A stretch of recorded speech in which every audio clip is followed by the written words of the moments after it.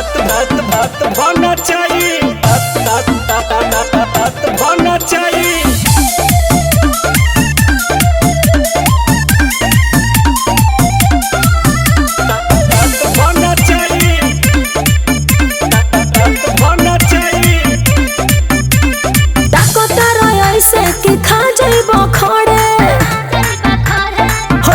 सटावा जानी मोछ तोहर गड़े ए राजा ताकता रोय से कि खा जाइबो खड़े होठवा सटावा जानी मोछ तोहर गड़े अरे देत बड़ा कस कस कमरिया दोबे हिर पगलाई तो रात भना चाहिए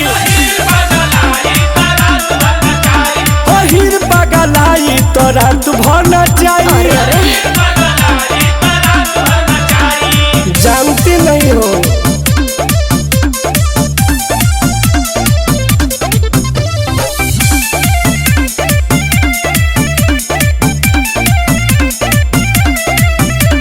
मारे लो धक्का कहे सटी सटी के हवा से जइबो नहीं बाबू बची के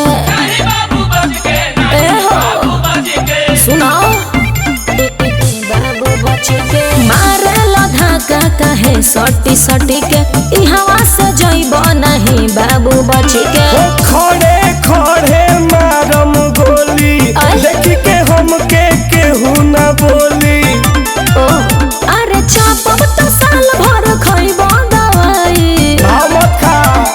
हिर पगलाई तो रात भना चाहिए हिर पगलाई तो रात भना चाहिए दर्द उखड़ जाई ऐसा का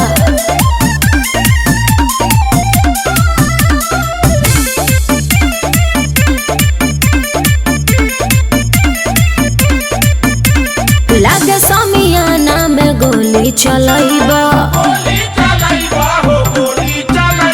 माफ कर तनी मुश्किल में पड़ जाइबा अरे सुना तरा लागे समियाना में गोली चलाइबा माफ कर तनी मुश्किल में पड़ जाइबा जवानी भइल बा तोहर छेना महेंद्र खोई है हाकी के बेना खाटी रही श्याम जी से पूछो टुन भारी पड़ जाए